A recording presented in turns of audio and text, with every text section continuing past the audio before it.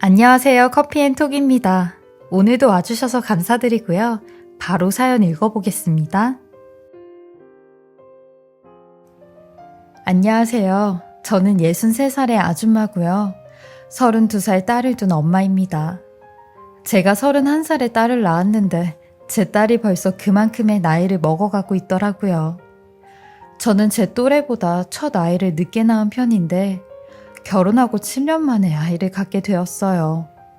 제 남편이 몸이 좀 안 좋았거든요. 폐암이었는데 이미 병원에 갔을 땐 3기 판정을 받았을 때였어요. 비흡연자인 건강한 남자였는데 특별한 이유 없이 폐암이란 진단을 받게 되었어요. 저희 엄마는 이런 제 남편의 소식을 듣고 애도 없는데 당장 짐 싸들고 친정으로 오라고 하셨어요. 뭐하러 네가 그 사람 자식도 없는데 병수발을 들고 있냐고 했죠. 하지만 저는 그럴 수가 없었어요. 어떻게 아픈 사람을 두고 내가 떠날 수 있냐고, 그러다가 벌 받는다고 했죠. 그리고 얼마 안 돼 임신이 되었어요. 제겐 이 임신 소식이 남편을 지켜줘서 그 마음이 갸륵해 복을 받은 거라 생각했어요. 그렇게 건강한 아이를 낳고 나서 남편은 저희 딸 도를 못 본 채 하늘나라에 가게 되었죠. 저는 먼저 간 남편을 위해서라도 딸을 잘 키워야겠다는 사명감 하나로 살았습니다. 우리 딸한테는 좋은 거 먹이고 좋은 거 입히고 굳은 일 마다하지 않고 열심히 살았죠. 그리고 아빠 없이 자라 아빠 사랑을 받지 못한 딸에게 항상 너는 이 세상에서 가장 소중한 존재니까 너를 최고로 사랑해주는 남자를 만나야 해 라고 했어요. 이 말을 정말 밥 먹듯이 귀에 못이 박힐 정도로 얘기를 해주었죠. 그러니 이런 제 말대로 딸은 아주 괜찮은 남자를 만나게 되었습니다. 아주 오래전부터 만나온 동갑 남자친구였는데 19살 때 만나서 31살이 될 때까지 12년 동안 연애를 했어요. 딸이 12년 동안 연애를 했으니 당연히 저도 딸의 남자친구를 잘 알고 있었죠. 워낙 오래전부터 알고 지내서 그런가 딸이 결혼을 하지 않았는데도 딸의 남자친구가 사위 같고 때론 아들 같았어요. 남자 없는 저희 집에서 남자 역할을 다 했던 예비사위였거든요. 예비사위도 저를 엄마라고 불렀는데 격식에 맞지 않는 호칭이란 걸 알지만 제가 그렇게 편히 부르라고 했습니다. 왜냐면 저희 사위도 어머니가 일찍 돌아가셨거든요. 사위 중학생 때 돌아가셨다고 했어요. 우리 주아 아빠보단 늦게 돌아가셨지만 아이들에게 이런 공통된 아픔이 서로에겐 치유가 되었고 자기들끼리 위로하며 가까워졌다고 하더라고요. 그래서 제가 사위한테 그냥 엄마라고 편하게 부르라고 한 거죠. 그리고 동네도 거기서 거기인지라 저희 집에 자주 놀러 오곤 했어요. 주말마다 엄마 밥 먹고 싶다며 가도 되냐고 했죠. 이렇게 사위와 12년간 정말 잘 지냈습니다. 그리고 푼수 같지만 사위 자랑을 좀 하자면요. 저희 사위 얼굴도 아주 남자답게 생기고 성격도 생긴 거랑 비슷하게 의리 있고 묵직한 성격을 가지고 있어요. 그리고 직업도 체대 입시 강사였는데 체육교육학과를 졸업해 ROCT 출신의 장교까지 한 사람이었죠. 거기에 저희 딸과 12년 동안 별탈 없이 지냈으니 그거 하나만으로도 믿음이 가는 사람이었습니다. 그래서 사실 둘이 결혼을 늦게 한다고 했을 때도 크게 신경을 쓰진 않았어요. 어련히 지들이 잘 준비하고 돈 모아서 결혼하겠지 싶었거든요. 근데 이런 마음도 10년이 지나니 약간씩 불안해지기 시작했어요. 10년이면 결혼 얘기가 나올 법도 한데 결혼 소식이 없더라고요. 특히 저는 딸을 가진 엄마라서 그런가 괜히 저희 딸이 나이 먹고 남자친구랑 헤어지면 그 상처는 어떻게 치유가 안 될 것 같았거든요. 근데 이런 제 근심과는 다르게 저희 딸과 사이가 11년 만에 결혼을 하겠다고 정식으로 인사를 하러 왔더라고요. 이미 바깥사돈과도 다 아는 사이였지만 저희는 남들이 하는 수순을 정식으로 밟았고 상견례와 신혼집 장만 그리고 예단까지 다 보냈어요. 딸과 사위는 한 10개월 정도 넉넉하게 결혼 준비 기간을 가졌죠. 근데 결혼 준비를 하던 저희 딸에게 생각지도 못한 소식을 듣게 되었어요.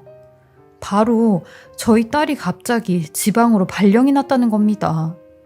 딸이 IT 유통업계 회사를 다니고 있었는데 회사에서 울산에 법인을 하나 세우게 됐다며 부족한 인원을 채워야 된다고 저희 딸에게 내려가라고 했대요. 딸이 어린 나이에 지급도 빨리 단 편이라 사장님이 직접 인사발령을 냈다고 했는데 제가 그럼 너 결혼 준비는 어떡하니? 이미 집까지 다 구해놨잖아. 아니 니네 회사는 너 결혼하는 거 뻔히 아는데 울산으로 발령을 보내면 어쩌자는 거야? 라며 언성을 높였죠. 그러니 딸이 아 엄마 사실 회사에다가는 아직 결혼 얘기 안 했어. 아직 10개월이나 남았는데 뭐하러 빨리 결혼 얘기를 해. 아 근데 하필이면 일이 이렇게 꼬여버린 거지. 아 사장님이 직접 인사발령 내신 거라 안 간다고 할 수도 없고 일단은 울산으로 내려가야 될 것 같긴 해. 월급도 지금보다 10% 정도 인상해서 준다고 하니까 일단은 한 1년 정도 내려가서 있다가 그쪽 회사가 안정되면 올라온다고 해야지 라고 하더라고요. 그러면서 일단은 결혼을 좀 미뤄야 할 것 같다고 하는데 사위도 알고 있냐고 했죠. 그러니 사위는 저희 딸이 하자는 대로 한다고 했대요. 그리고 구해둔 신혼집은 사위가 먼저 들어가서 산다고 했대요. 저는 딸의 말에 마음이 안 좋았어요. 시집을 가기도 전에 갑자기 헤어지는 것 같았죠. 마음의 준비도 되지 않았는데 말이에요. 특히나 저랑 딸은 30년 동안 단 한 번도 떨어져 산 적이 없었어요. 결혼 전에 딸이랑 좀 더 많은 시간을 갖고 싶었는데 아쉬울 따름이었죠. 그렇게 저희 딸은 울산으로 내려갔고 주말마다 올라온다던 딸은 회사 일이 바쁘다는 말로 4달 동안 올라오지 못했어요. 그런 딸을 위해 제가 대신 좀 내려가고 싶었는데 딸은 주말에는 무조건 쉬어야 한다며 오지 말라고 했죠. 전화만 걸면 애가 예민하더라고요. 그래서 사위한테 연락해 우리 주아가 자네한테도 울산 내려오지 말라고 했나? 라고 하니 본인한테도 그랬다며 딸이 울산 가고 나서 한 번도 못 봤다고 하는 겁니다. 그러면서 지금 수업 들어가야 된다고 나중에 연락을 드린다고 하는데 저는 이런 사위한테 은근히 서운했어요. 아니 내년이면 본인 아내 되는 사람이 아무리 오지 말라고 해도 안 가나 싶었죠. 그리고 그렇게 자주 저희 집에 왔던 사위도 어느 날부턴가 오지 않았고 저한테 안부 연락도 안 하더라고요. 사실 제 자식한테도 연락하기 눈치 보이고 일하는데 방해하는 것 같아서 연락을 안 하는데 남인 사위한테 연락을 하는 게 주책 맞아 보여 그냥 조용히 제가 도와줄 수 있는 것들만 도와주고 싶었어요.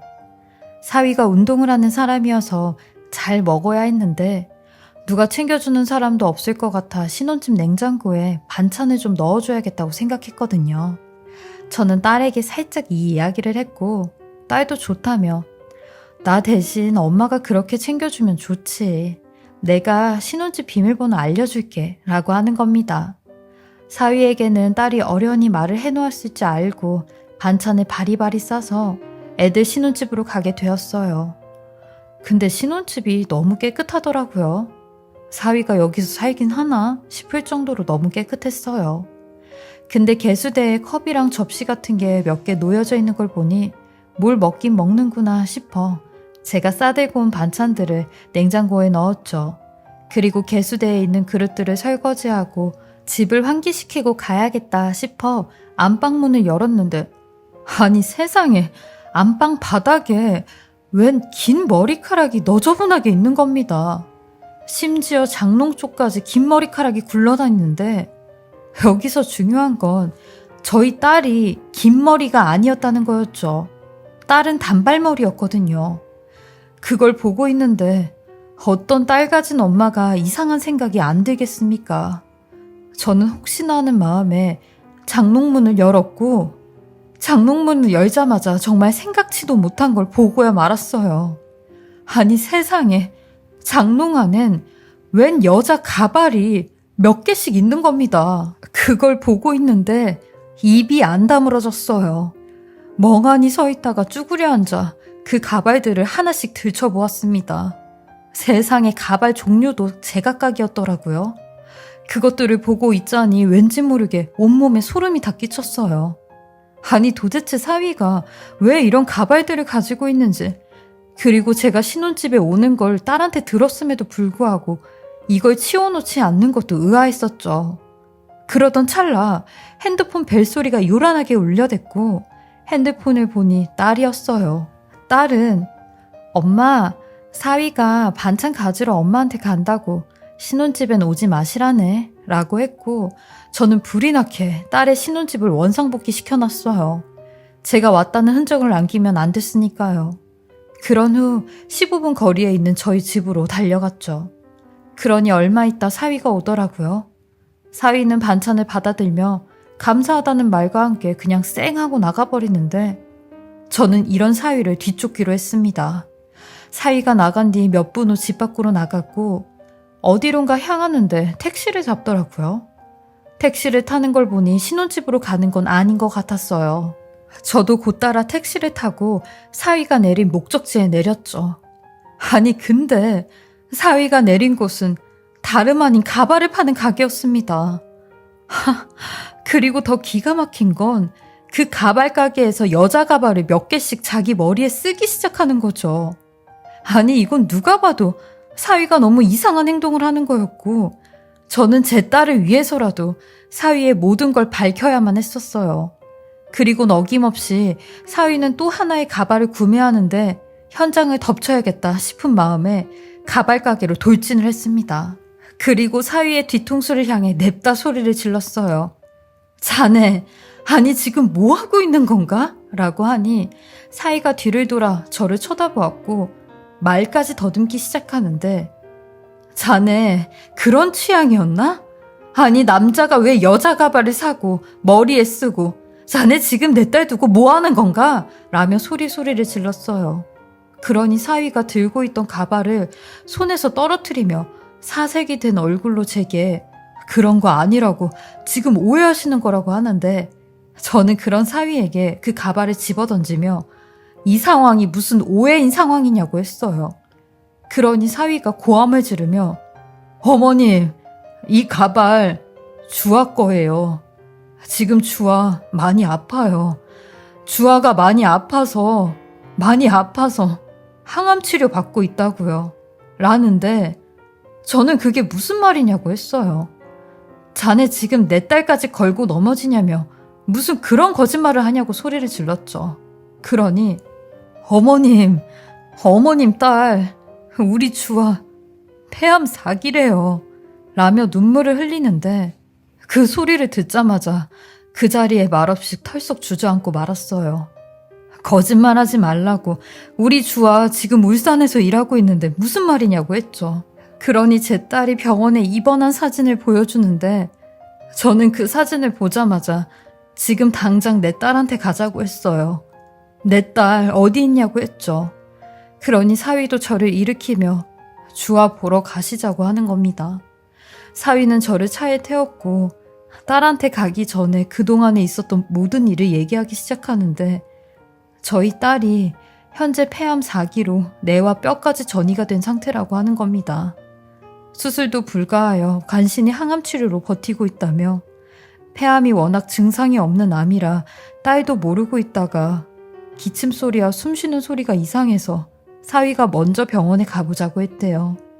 애아빠가 폐암으로 돌아가신 걸 알고 병원에 가자고 했다는데 사위나 딸이나 워낙 젊은 나이이니 설마 암이겠어 라고 생각을 했다가 암인 걸 알게 되었다는 겁니다. 그리고 딸이 울산으로 발령을 받았다고 한 것도 다 거짓말이었대요. 그날이 암 소식을 듣게 되었다는 날이었는데 저는 그런 사위한테 그럼 자네라도 나한테 말을 했었어야지 라고 했어요. 그러니 제 딸이 사위한테 부탁을 했대요. 엄마가 이 사실을 알게 되면 내가 힘들어하는 것도 다 보지 않냐고. 그럼 엄마 가슴이 얼마나 찢어지겠냐고. 차라리 엄마가 모르는 게 낫다고 하며 울산으로 발령을 받았다고 일단은 그렇게 얘기를 하자고 했대요.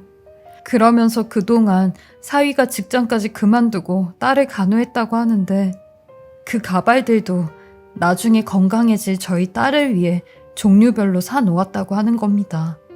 저는 그 말을 듣고 이내 고개를 숙였고 아무런 대답도 하지 못했어요. 그냥 미안하다는 말밖에 할 말이 없었죠. 그렇게 저는 사위와 함께 딸이 있는 곳으로 가게 되었어요.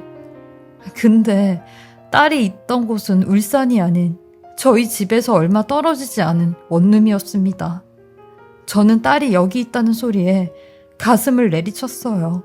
그리고 내 딸이 이렇게 엄마 가까이에서 죽어가고 있었는데도 엄마라는 사람이 그것도 모르고 이런 의심이나 하고 나는 엄마 자격도 없는 사람인 것 같아 라고 했죠. 그러니 사위는 눈물을 꾹꾹 참으며 어머님, 그래도 주아 얼굴은 보셔야죠 라고 하는데 다리가 얼마나 떨리던지 3층 계단을 올라가는데도 한참 동안 올라갔어요. 그리고 딸이 있는 곳에 도착을 했죠. 사위가 번호키를 눌러 문을 열어줬고 저보고 들어가시라는 손짓만 하곤 자기는 들어가지 않더라고요. 그러자 문이 열리는 소리에 딸이 저 멀리서 사위 이름을 부르는 겁니다. 저는 딸의 목소리가 들리는 집 안쪽으로 한 걸음 한 걸음씩 다가갔어요. 그리고 침대에 가만히 누워있는 딸을 보게 되었습니다. 뼈밖에 안 남은 몸에 얼굴빛은 시꺼맸고 머리털은 듬성듬성 빠져있는데 딸의 그 모습에 그냥 무너져 버렸습니다. 딸은 그런 절 보고 기겁을 하며 엄마가 여길 어떻게 왔어? 라고 하는데 저는 그런 딸에게 다가가 내 새끼 얼굴이 왜 이래? 응? 왜 이렇게 얼굴이 상했어? 이 정도로 아팠으면 엄마한테 말을 했었어야지. 왜 말을 안 했어? 엄마 패라도 떼줄게. 그러니까 당장 병원 가보자. 응? 얼른 옷 입어. 얼른 엄마랑 같이 병원 가보자. 엄마는 우리 딸 없으면 죽는 거나 다름없어. 그러니까 엄마 패 가져가 라며 딸을 막 잡아당겼어요. 그러니 딸이 제 팔을 잡더니 제 얼굴을 쓰다듬으며 우리 엄마 이렇게 보니까 너무 좋다. 엄마 많이 보고 싶었는데 엄마 못 보고 영영 눈 감아버릴까봐 진짜 무서웠는데 어제도 오늘도 엄마 얼굴 한 번만 더 보고 죽을 수 있게 하루만 더 버티게 해달라고 빌었는데 이렇게 엄마를 만나게 됐네? 라고 하는데 그런 딸을 이러지도 저러지도 못했어요. 원망을 할 수도 없었고 자책을 할 수도 없었고 그냥 하염없이 딸의 얼굴만 쳐다봤어요. 저는 그런 딸에게 옷을 입혀주며 주아야, 집에 가자. 엄마랑 같이 집에 가자. 우리 딸 이 좁은 데서 혼자 얼마나 무서웠겠어. 이제 엄마 왔으니까 엄마랑 같이 가자. 라고 하며 딸을 집으로 데리고 왔어요. 집에 온 저희 딸은 내리 이틀 동안 잠만 자더라고요. 사위가 그러는데 저렇게 편안하게 자는 걸 아픈 이래로 처음 본다고 하더라고요. 사위의 그 말에 또 한 번 가슴이 철렁 내려앉았어요. 딸의 말이 생각이 났거든요. 엄마를 못 보고 갈까봐 잠도 제대로 못 잤구나 하는 생각이에요. 그리고 너무 미안하고 고맙게도 저희 사위가 제 딸 곁을 지켜준다고 하는 겁니다. 그게 자기가 해줄 수 있는 유일한 방법이라고 하는데 저희는 셋이서 다 같이 저희 집에서 살았어요. 저는 딸과 사위를 볼 때마다 가슴이 찢어지는 것 같아 가만히 있어도 눈물이 주르륵 흘렀는데 저희 딸은 말기 환자임에도 불구하고 되려 저를 일으키며 엄마, 나랑 약속 하나만 해. 이제부터 나 보면서 울지 않기로. 나 엄마랑 이제 같이 하는 시간도 얼마 안 남았는데 이렇게 울고 슬퍼하고 자책하는 거 그런 거 하기 싫어. 하루라도 더 웃고 기쁘고 행복하게 살다 갈래. 그러니까 엄마도 나랑 같이 그렇게 하자. 라고 하는 딸의 말에 그날 이후로 저는 절대 딸 앞에서 울지 않았어요. 대신 딸이 잠들고 나서야 울었죠. 그렇게 집에서 치료를 받던 저희 딸은 점점 숨쉬기가 힘들어졌고 앉아서만 생활을 했어요. 나중에는 밥을 먹다가도 졸고 누워있다가도 이상한 헛소리를 하기 시작하는데 사위가 그러더라고요. 딸이 선망 증세를 보이는 것 같다고요. 결국 저와 사위는 딸을 호스피스 병동에 입원을 시키게 되었어요. 좀 더 안전하라고요. 근데 병원에 입원을 하니 좋아지기는커녕 더 기력이 없어지면서 딸은 가위에도 자주 눌리는 듯 놀래서 깨고 다시 잠에 들고 자면서도 이상한 말을 하곤 했죠. 근데 어느 날 딸이 아주 멀쩡한 정신으로 눈을 똑바로 뜨곤 제게 엄마, 나 집에 가고 싶어. 나 여기 싫어. 집에 가서 엄마가 해준 밥도 먹고 싶고 엄마 옆에서 편하게 자고 싶어. 라고 하는 겁니다. 전 그런 딸의 모습에 알겠다고 그러자고 했어요. 그리고 딸의 말대로 제 침대에서 저와 같이 잠에 들었는데 그 모습이 제 딸의 마지막 모습이었습니다. 그렇게 제 딸은 엄마가 해준 밥도 먹지 못한 채 작년 겨울 아주 먼 여행을 떠났습니다.